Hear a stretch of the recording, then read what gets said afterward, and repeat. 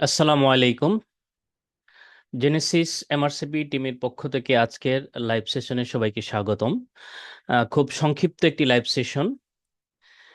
আমাদের live session আজকের টপিকসটা হচ্ছে stay ahead with trending exam strategy. তো আসলেই আমি আপনাদেরকে আগেও বলেছিলাম আহ, যে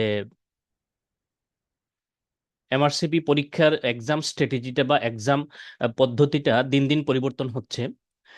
তো আগে 2015 সাল, 2016 সাল বা 2017-18 সালে পরীক্ষার প্যাটার্নটা যেরকম ছিল, এখন সেই প্যাটার্নটা একই রকম না। বা আমরা যখন প্রিপারেশন শুরু করেছিলাম তখন একরকম প্রশ্ন আসতো, এখন প্রশ্ন একটু ভিন্ন টাইপে আসে। তো আপনাদের কিভাবে প্রিপারেশন নেবেন, এমআরসিপি পার্ট ওয়ানে কিভাবে প্রিপারেশন নেবেন, কিভাবে এক্সাম স্ট্র্যাটেজির সাথে আপনারা নিজেদেরকে মানে কোপ আপ করবেন, সেই বিষয়ে আলোকপাত করার জন্য আমাদের আজকের এই লাইভ সেশন। তো আশা করি সবাই ভালো আছেন, সুস্থ আছেন। যারা এমআরসিপি করার চিন্তা ভাবনা করতেছেন, দেশে থাকবেন অথবা দেশের বাইরে চলে যাবেন, তাদের সবাইকে ওয়েলকাম। সবার জন্য প্রিপারেশন একই। তাহলে আমরা প্রথমেই জেনে নিই আসলে এক্সাম স্ট্র্যাটেজিটা কিভাবে চেঞ্জ হচ্ছে। তো আগে আমরা যখন এমবিবিএস শেষ করি বা আজ থেকে 8-10 বছর আগে, আহ, যদি কোনো সিনিয়র ভাইকে বলতাম যে এমআরসিপি পার্ট ওয়ান দিতে চাই, তো তুই কিভাবে প্রিপারেশন নিব, তখন সব সিনিয়রই একটা কথাই বলতো যে এমআরসিপি পার্ট ওয়ান আসলে খুব কঠিন কিছু না, যে এফসিপিএস পার্ট ওয়ানের চেয়েও সহজ। যে শুধু পাস মেডিসিন সলভ করলেই এনাফ, যে পাস মেডিসিন সলভ করলে আশা করি চান্স পেয়ে যাবেন। তো যেটা দেখা গেল যে রিসেন্টলি বা এখন থেকে 3-4 বছর ধরে যে জিনিসটা, যে যারাই শুধু পাস মেডিসিন সলভ করে যাচ্ছেন, তারা পরীক্ষায় কাঙ্ক্ষিত রেজাল্ট করতে পারতেছেন না বা পরীক্ষা খারাপ হচ্ছে, এবং যে পাস রেটটা সেটা আগের চেয়ে কিছুটা কমে গেছে। তো আপনারা সবাই জানেন যে 200টা কোয়েশ্চন থাকে পরীক্ষায়, যেটা আগেও ছিল এখনো আছে। তো 200টা কোয়েশ্চনের আসলে কোয়েশ্চনের মার্কিং প্যাটার্নটা খুবই ইউনিক। মানে এমআরসিপি মানে যারা ডিল করে তারাই জানে মার্কিং প্যাটার্নটা বা মার্কিং স্ট্র্যাটেজিটা। তো ধরা হয় যে টোটাল মার্কস 800 বা 1000 এর মধ্যে থাকে, এবং পাস মার্কটা হচ্ছে 540, অর্থাৎ যেটা 540 থেকে 560, 580, তা মোটামুটি নিয়ার অ্যাবাউট 60-65% হচ্ছে পাস মার্ক। তাহলে আপনাকে যদি চান্স পেতে হয়, যেহেতু আসলে পরীক্ষাটা অনেক বেশি কস্টলি একটা এক্সাম, তো প্রায় 1,20,000 টাকা লাগে। তো সেক্ষেত্রে আপনি যদি চান্স পেতে চান, তাহলে আপনার মানে টার্গেটটা কি হওয়া উচিত? তো আমি বলবো সবসময় 200-র মধ্যে মিনিমাম 130 টু 140। তো আপনার টার্গেট থাকবে যে 140, 200-র মধ্যে 140টা কোয়েশ্চেন আনসার করা। মানে এটা আপনি স্মুথলি, যাতে আপনি মক টেস্ট গুলো অথবা পাস্ট পেপারস গুলো 70%, মিনিমাম 70% আনসার যাতে করতে পারেন। তাহলে এটা আমাদের এক্সাম স্ট্র্যাটেজির প্রথম ধারণা হচ্ছে, তাহলে আমাকে 70% আনসার করতে হবে যদি আমি পরীক্ষায় মানে সেফ জোন, অর্থাৎ যদি সেফলি পাস করতে চাই, তাহলে আমাকে on an average 70% pass mark তুলতেই হবে। তাহলে এটা একটা 70% মার্কস তুলতে হবে, এটা একটা বিষয় গেল। আর 2 নম্বর বিষয় হচ্ছে, তাহলে এক্সাম স্ট্র্যাটেজিতে কি পরিবর্তন হয়েছে।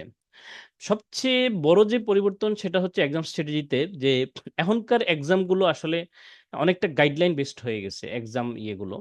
যে মনে করেন গিনা এজমার গাইডলাইন 2025 সালে যে গাইডলাইনটা আসছে, তারপরে হচ্ছে গোল্ড সিওপিডির যে গাইডলাইনটা আসছে, ডিবিটির যে গাইডলাইনটা আসছে। তো যে নতুন গাইডলাইনটা যে চেঞ্জ হয়, তো সবসময় দেখা যায় যে এই চেঞ্জড গাইডলাইন থেকে মিনিমাম 15-20টা কোয়েশন থাকে। যে এজমার এখন মার্ট থেরাপিটাকে খুব বেশি প্রায়োরিটি দেওয়া হচ্ছে, সিওবিডিতে আইসিএসটাকে খুব বেশি নিরুৎসাহিত করা হচ্ছে, ডিভিটিতে এখন ফার্স্ট লাইন ট্রিটমেন্ট হয়ে গেছে ডাইরেক্ট ওরাল অ্যাক্টিং অ্যান্টিকোয়াগুলেন্ট। তো ডোয়াকটা ডিবিটিতে আমাদের ট্রিটমেন্ট হিসেবে এখন ইউজ করা হয় ফার্স্ট লাইন। তো আগে লো মলিকুলার ওয়েট হেপারিন ছিল বা ওয়ারফারিন ছিল, সেটা এখন চেঞ্জ হয়ে গেছে। তো দেখেন এটা কিন্তু খুবই সহজ, যে গাইডলাইনটা জাস্ট ফার্স্ট লাইন ট্রিটমেন্টটা চেঞ্জ হয়ে যায়, ফার্স্ট লাইন ইনভেস্টিগেশনটা চেঞ্জ হয়ে যাচ্ছে, ইনিশিয়াল ইনভেস্টিগেশনটা চেঞ্জ হয়ে যাচ্ছে। তো সুতরাং এই এই বিষয়গুলোর সাথে আপনাকে একদম আপ টু ডেট নলেজ থাকতে হবে। অনেকেই ভুল করেন, যেটা মাগরাবি দিয়ে শুরু করেন। অনেকেই ভুল করেন যে পুরাতন একটা নোটস দিয়ে, কোনো সিনিয়র ভাইয়ের কাছে ধার করা নোটস দিয়ে শুরু করেন, অথবা কোনো সিনিয়র ভাইয়ের কাছ থেকে একটা পুরাতন শীট নিয়ে শুরু করেন। তো অথবা 2021 সালের অক্সফোর্ড হ্যান্ডবুক অফ মেডিসিন দিয়ে শুরু করেন। বা অনেকেই ডেভিডসনও পড়াশোনা করেন। তো এই ক্ষেত্রে যেটা হয় যে আপনি পড়াশোনা আপনার চালিয়ে যাওয়া সত্ত্বেও, আপনার জানা সত্ত্বেও, আপনি অনেক বেশি পরিশ্রম করা সত্ত্বেও আপনার পরীক্ষার হলে গিয়ে মিনিমাম 8-10টা কোয়েশন আপনি ভুল করে আসতেছেন। তো এই জন্য তাহলে এই বিষয়টা একদম নিউয়েস্ট এবং লেটেস্ট গাইডলাইনের সাথে আপনাকে একদম ওয়েল ওরিয়েন্টেড হইতে হবে। এটা হচ্ছে আমাদের প্রথম যেটা পরামর্শ। আর ২ নম্বর পরামর্শ হচ্ছে, এখন যে কোয়েশন গুলো আসে, এই কোয়েশন গুলো আসলে মনে করেন ইনভেস্টিগেশন রিলেটেড কিছু কোয়েশন আসে। তো এই ইনভেস্টিগেশন কি ধরনের ইনভেস্টিগেশন জানতে চাওয়া হয়েছে। কিছু ইনভেস্টিগেশন আছে এটাতে খুব ভালো ডায়াগনোসিস করা যায় কিন্তু এটা অনেক কস্টলি। কিছু ইনভেস্টিগেশন আছে খুব ভালো রেজাল্ট আসে, স্পেসিফিসিটি খুবই বেশি, কিন্তু এটা ওয়াইডলি অ্যাভেইলেবল না। তো এজন্য কোন ইনভেস্টিগেশন জানতে চাইছে? এটা কি ইনিশিয়াল ইনভেস্টিগেশন নাকি মোস্ট ইউজফুল ইনভেস্টিগেশন? তো ইনিশিয়াল ইনভেস্টিগেশন সাধারণত স্ক্রিনিং টাইপ ইনভেস্টিগেশন হয়। একটু নন স্পেসিফিক হয়। আর মোস্ট ইউজফুল ইনভেস্টিগেশন কোনগুলো? সেগুলো হচ্ছে যেগুলো ওয়াইডলি অ্যাভেইলেবল, যেগুলোর দাম কম, খরচ কম, সব জায়গায় পাওয়া যায়। এগুলো হচ্ছে মোস্ট মানে ইউজফুল ইনভেস্টিগেশন। বা তারপরে হচ্ছে ডেফিনিটিভ যখন ইনভেস্টিগেশন জানতে চাইবে তাহলে তখন সবচেয়ে ভালো রেজাল্ট যেটাতে আসে, সেটা কস্টলি হোক, ইনভেসিভ হোক। তাহলে মোস্ট ইউজফুল এ যেটা হবে নন ইনভেসিভ গুলো সাধারণত হয়। তারপরে হচ্ছে ডেফিনিটিভ ডায়াগনোসিস বা গোল্ড স্ট্যান্ডার্ড। এই ডেফিনিটিভ বা গোল্ড স্ট্যান্ডার্ড গুলো হচ্ছে যেগুলো সাধারণত ব্যবহার করা নাও হইতে পারে, যা ইনভেসিভ প্রসিডিউর যেগুলোতে রেজাল্ট খুব ভালো আসে, কিন্তু এগুলো সাধারণত করা হয় না। কারণ কি? এগুলো ইনভেসিভ প্রসিডিউর হয় অথবা কস্টলি হয়। তাহলে এই যে কোন ধরনের ইনভেস্টিগেশন জানতে চাইছে সেটা আমাদেরকে জানতে হবে। আরেকটা বিষয় হচ্ছে যে ট্রিটমেন্ট রিলেটেড কোয়েশ্চেন গুলো। তো যেটা জানতে চাওয়া হয় সেটা হচ্ছে আপনি ওয়ার্ডে কি ট্রিটমেন্ট দিবেন? আপনি পেশেন্টটা পাইলে কি ট্রিটমেন্ট দিবেন? তারপরে এখনকার যে আ মানে আপনার থিংকিং বা থিংকিং ক্যাপাসিটিটা যাচাই করা হয় এখনকার কোয়েশ্চেন গুলাতে। যেমন আপনি কি করবেন এই মুহূর্তে এই পেশেন্টটার একটা কন্ডিশন নিয়ে আসছে। তাহলে এই যে চেঞ্জিং এক্সাম স্ট্র্যাটেজি গুলা তাহলে আপনি কিভাবে ধরবেন? এখন আর সবচেয়ে ইম্পোর্টেন্ট যে বিষয়টা হচ্ছে আ যে এখন পরীক্ষায় বেশি কোয়েশ্চেন আসে যেগুলো দেখেন ২০০ টা কোয়েশ্চেন বা আমি যদি ১০০% কোয়েশ্চেন ধরি, তো ১০০% কোয়েশনের মধ্যে বা ১০০ টা কোয়েশন ধরি, ৪০ টা কোয়েশন হবে এটা সবাই আনসার করতে পারবে। ৩০ থেকে ৪০ টা। এগুলো হচ্ছে পুরাতন হোক, নতুন হোক বা সবাই এটার কোপ আপ বা সবাই এটা ইজিলি আনসার করতে পারবে। ২০ টা কোয়েশন থাকবে যেটা হচ্ছে newer guideline, newer changing strategy, এই টাইপের কিছু কোয়েশন ১৫-২০ টা থাকবে। এবং তাহলে ৪০ এর ২০ এ ৬০। তারপরে বাকি যে ৩০-৪০ টা কোয়েশ্চেন, এই কোয়েশ্চেন গুলো এখনকার এক্সামিনাররা যেটা মানে করে সেটা হচ্ছে যে আপনার বেসিক নলেজ। এমআরসিবি পার্ট 1 এ সবাই অনেকেই দেখা যায় যে মানে খুব বেশি ইনভেস্টিগেশন, খুব বেশি ট্রিটমেন্ট এটা নিয়েই পড়ে থাকে, গাইডলাইন নিয়েই পড়ে থাকে, ট্রিটমেন্ট নিয়েই পড়ে থাকে, ইনভেস্টিগেশন নিয়েই পড়ে থাকে। কিন্তু বেসিক ক্লিয়ার না। তো মিনিমাম 30-40% কোয়েশ্চেন কিন্তু এখন এমআরসিবি পার্ট 1 এ বেসিক কোয়েশন আসে। কিন্তু সেই বেসিক কোয়েশন বলতে কি অ্যানাটমির হার্টের বর্ডার বা সারফেস এই টাইপের কোয়েশন কিন্তু না। বা লাংসের অ্যানাটমিক্যাল একদম কোর অ্যানাটমিক্যাল কোয়েশন কিন্তু এই ধরনের কোর অ্যানাটমিক্যাল কোয়েশন থাকে না। কি অ্যানাটমিক্যাল কোয়েশন থাকে বা কি বেসিক কোয়েশন থাকে যেগুলো হচ্ছে ক্লিনিক্যাল ওরিয়েন্টেড, মানে ক্লিনিক্যাল কোয়েশ্চেন, মানে ক্লিনিক্যাল বেসিক যেটাকে আমরা বলতে পারি clinical anatomy, clinical physiology, clinical biochemistry. অর্থাৎ ওয়ার্ডে একটা পেশেন্ট ডিল করতে হইলে, একটা পেশেন্টের ইনভেস্টিগেশনের সিদ্ধান্ত নিতে হইলে, একটা পেশেন্টের ডায়াগনোসিসের সিদ্ধান্ত নিতে হইলে, একটা পেশেন্টের ট্রিটমেন্ট রিলেটেড সিদ্ধান্ত নিতে হলে যে অ্যানাটমিটা আপনার জানা প্রয়োজন। তাহলে এই ক্লিনিক্যাল অ্যানাটমিটা আপনারা কোথা থেকে পড়বেন? এটা এখনকার যে এমআরসিপি পার্ট 1 টা হয়ে গেছে যারা মানে দেখেন মানে নলেজটা কিন্তু সব জায়গায় সেইম। যে মেডিকেল নলেজ আপনি এফসিপিএস, এমডি, এমআরসিপি যেখানেই যান না কেন, যে আপনার নলেজটার কোরটা কিন্তু সেইম। এইজন্য আমি আপনাদেরকে প্রায়োরিটি দিব। আপনারা কনসেপশন ক্লিয়ার করে পড়বেন, ভালো করে বুঝে পড়বেন। মুখস্থ কখনোই করবেন না। প্রত্যেকটা ইনভেস্টিগেশন প্রত্যেকটা কেন এই ইনভেস্টিগেশন করতে বলল? এই সিম্পটমসটা এটাতে কেন হয়? এই সাইনটা কেন হয়? বা এই ট্রিটমেন্টটা কেন দেয়া হচ্ছে? এই কেনর আপনারা যখন পাস মেডিসিন পড়েন, জেনেসিসের শিট পড়েন, নোটসের নোট পড়েন, যাই পড়েন না কেন, প্রত্যেকটা ইনফরমেশন, প্রত্যেকটা তথ্য, এই তথ্যের কেনটা আপনারা অবশ্যই বের করে তারপরে আগাবেন। তাহলে তাহলে এই কেনটা আপনি আনসার কিভাবে? আপনার জন্য গুগল আছে, আপনার জন্য চ্যাটজিপিটি আছে, জেমিনি আছে। সো আপনার জানার সোর্সের কোনো অভাব নাই। সুতরাং আপনি যেকোনো সোর্স থেকেই কেন, কারণ কনসেপশন ক্লিয়ার না করে যদি আপনি না আগান তাহলে ওই বেসিক কোয়েশ্চেন গুলো আপনি আনসার করতে পারবেন না। তাহলে আপনাদের প্রতি পরামর্শ থাকবে আপনারা যেমন ক্লিনিক্যাল কোয়েশ্চেন গুলো খুব গুরুত্ব দিয়ে পড়েন, SBA question, clinical question, investigation, diagnosis অথবা ট্রিটমেন্ট, কিন্তু আমার খেয়াল রাখবেন এটা কিন্তু ফার্স্ট স্টেপ। তো আপনি ট্রেনিং করতে পারবেন কি করবেন না, এটা ফার্স্ট স্টেপ হচ্ছে এমআরসিপি পার্ট 1। সুতরাং এমআরসিপি পার্ট 1 এর জন্য আপনাকে অবশ্যই বেসিক কোয়েশ্চেনগুলো খুব ভালো করে ডিল করতে হবে, আপনাকে বেসিক ক্লিয়ার কনসেপ্ট থাকতে হবে। সুতরাং যারা এমআরসিপি, যারা এফসিপিএস পার্ট 1 দিয়ে দিয়েছে, বা যারা এমডি রেসিডেন্সি একবার অ্যাটেন্ড করছে বা রেসিডেন্সি সিলেবাসগুলো কমপ্লিট করছে, তাদের জন্য কিন্তু এমআরসিপি পার্ট 1টা কিন্তু আরো সহজ হয়ে যায়। অনেকেই মনে করে যে এফসিপি এর সাথে এমআরসিপি পার্ট 1 এর কোনো সম্পর্ক নেই, এমডির সাথে এমআরসিপি পার্ট 1 এর কোনো সম্পর্ক, এটা সম্পূর্ণ একটা রং কনসেপ্ট এবং সম্পূর্ণ ভুল ধারণা। যারা রেসিডেন্সির প্রিপারেশন একবার নিছেন, যারা এফসিপিসি এর প্রিপারেশন একবার নিছেন, আমি বলবো তারা এমআরসিপি পার্ট 1 এর প্রিপারেশনে 40% কমপ্লিট। যারা এমডিও যারা, কারণ এমডিতে যে ফিজিওলজি আপনি পড়বেন, এমডিতে যে anatomy, biochemistry, pathology, pharmacology, microbiology পড়বেন, সেখান থেকেও কিন্তু এমআরসিপি পার্ট 1 কোয়েশন আসবে। এই ভুলটা সবাই করে, যে বেসিক অংশটা অনেকেই ইগনোর করে। তো এই বেসিক অংশটা ইগনোর করার কারণে কি হয়, যে ক্লিনিক্যাল অনেক কঠিন কঠিন কোয়েশন আনসার করে পরীক্ষার হলে, কিন্তু এক লাইনের অ্যানাটমিক্যাল কোয়েশন, এক লাইনের ফিজিওলজি কোয়েশন, প্যাথোলজি, মাইক্রোবায়োলজি কোয়েশনগুলো সবাই ভুল করে আসে, কারণ ওইটা তার পড়া হয় না। সুতরাং যারা এফসিপিএস পার্ট 1 দিচ্ছেন, যারা এমডি দিচ্ছেন, তারা অবশ্যই এমআরসিপির জন্য মানে ট্রাই করা উচিত।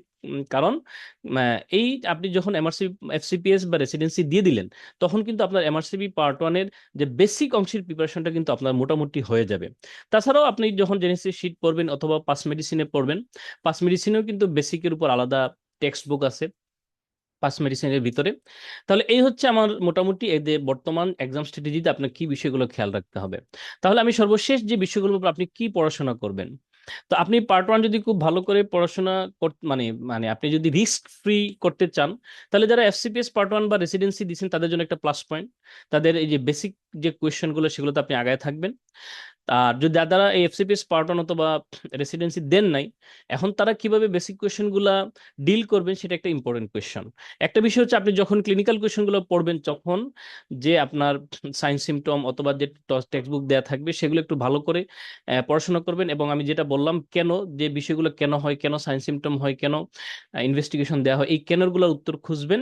এবং যেটা আমাদের শীটের যেটা দেওয়া আছে, অথবা পাস মেডিসিন টেক্সট বুকে যে বেসিক পার্টটা দেওয়া আছে, সেটা কোনো অবস্থাতেই ইগনোর করবেন না।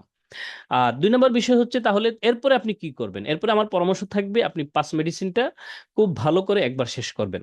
তো পাস মেডিসিন শেষ করার প্যাটার্ন হচ্ছে দুই ধরনের হইতে পারে। একটা হচ্ছে কোয়েশ্চন বুক, আর আপনি যখন পাস মেডিসিন ওয়েবসাইটে দেখবেন, তখন দেখবেন একটা হাই ইয়েল্ড টেক্সট বুক আছে। আমাদের এবারে যে আমাদের জেনেসিসের পক্ষ থেকে যে পাস মেডিসিন নিয়ে আসা হচ্ছে, সেখানে দেখবেন আমরা এই হাই ইয়েল্ড টেক্সট বুকটা পাস মেডিসিনের ভিতর ইনক্লুড করে ফেলছি। তাহলে এটার কারণে আপনার প্রিপারেশন লেভেলটা ডাবল হয়ে যাবে। তা মানে আপনি ওই আমাদের জেনেসিস যে পাস মেডিসিন আসবে, সেখানে আপনি ওই টেক্সট বুকও পাবেন, কোয়েশন ব্যাংকও পাবেন। তো আপনাদের প্রতি পরামর্শ থাকবে, আপনি জেনেসিসের পাস মেডিসিন বইটা কিনতে পারেন। আর সবচেয়ে ভালো হয়, আপনি 6 মাস পরে যে পরীক্ষা দিবেন, 6 মাস আগে পাস মেডিসিনের সাবস্ক্রিপশনটা কিনে নেবেন। তো সাবস্ক্রিপশন কিনলে আপনি একদিক দিয়ে কোয়েশন, অনেকেই মনে করে যে আগে আমি টেক্সট বুক খুব ভালো করে শেষ করি, তারপরে আমি কোয়েশন ব্যাংক শুরু করি। নো, নেভার, এটা করবেন না। আপনি টেক্সট বুকও পড়াশোনা করবেন, একই সাথে কোয়েশন সলভ করা শুরু করবেন। আপনি যখন একটা কোয়েশন সলভ করবেন, দেখবেন কোয়েশনের পরেই কিন্তু টেক্সট বুক অংশ দেয়া থাকে। তাহলে এটা খুব ভালো করে পড়বেন। অনেকেই কি করে, যে কোয়েশনটা সলভ করে মানে খুব দ্রুত স্কিপ করতে চায়। সে মানে মানে একদিনে 100টা 200টা কোয়েশন সলভ করে একটা নেশা থাকে, যার কারণে সে টেক্সট বুক অংশটা স্কিপ করে চলে যায়। তো আপনাদের প্রতি পরামর্শ থাকবে, যে টেক্সট বুক অংশটা দেয়া থাকবে পাস মেডিসিন, এটা অবশ্যই লাইন বাই লাইন, প্রত্যেকটা লাইন, প্রত্যেকটা পয়েন্ট খুব ভালো করে পড়বেন। তাহলে আপনার ওই যে পরীক্ষার হলে একটু ভিন্ন ধরনের, একটু ভিন্ন আনসার কোয়েশন আসলে, তখন সেটা আনসার করতে আপনার তেমন কোনো সমস্যা হবে না। তাহলে একদিকে আপনি কোয়েশন ব্যাংক সলভ করবেন, যেমন কার্ডিওলজি কোয়েশন ব্যাংক সলভ করতেছেন, ইন দ্য মিন টাইম আপনি কার্ডিওলজি টেক্সট বুক পড়েন, অথবা রেসপিরেটরি টেক্সট বুকটা হাই এল টেক্সট বুক আছে সেটা পড়েন। তাহলে আপনার পাস মেডিসিন যদি একবার শেষ হয়ে যায়, তাহলে আপনি এরপরে কি করবেন, এরপরে আপনি কিছু মক এক্সাম দিবেন। যেমন এমআরসিপি ওয়েবসাইটে কিছু মক এক্সাম আছে, পাস মেডিসিন ওয়েবসাইটে কিছু মক এক্সাম আছে। তারপর আপনি পাস্ট পেপারস মিনিমাম 15টা ডায়েট, 15 থেকে 20টা ডায়েট আপনি সলভ করবেন। এই 15টা 20টা ডায়েট সলভ করার 15টা 20টা মক হয়ে যাবে। তখন আপনি যাচাই করতে পারবেন আপনি কি পরিমাণ আনসার করতে পারতেছেন পরীক্ষার হলে, এই পাস্ট পেপারে অথবা পাস মেডিসিনের মকে অথবা জেনেসিসের মকে অথবা এমআরসিপি ওয়েবসাইটের মকে আপনি যত পাবেন, পরীক্ষার হলে গিয়ে আপনি ততই পাবেন। তো এই আপনাদের প্রতি পরামর্শ থাকবে।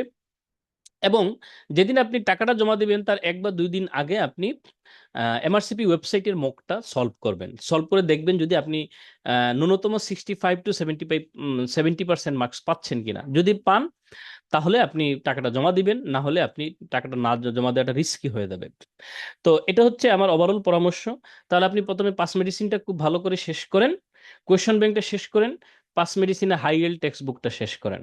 শেষ করার পরে আপনি শুরু করেন পাস্ট পেপারস, মিনিমাম 15 থেকে 20টা ডায়েট শেষ করেন। এর পাশাপাশি আপনি এমআরসিপি যে ওয়েবসাইটে মক টেস্ট সেটা দিবেন, পাস মেডিসিনের যে মক টেস্ট সেটা দিবেন। এবং আপনার এই মানে পুরো প্রসেসটা এই আপনাকে আগায় নিয়ে যাওয়ার জন্য আমাদের জেনেসিস আউটলাইর টিম আপনার সাথে থাকবে।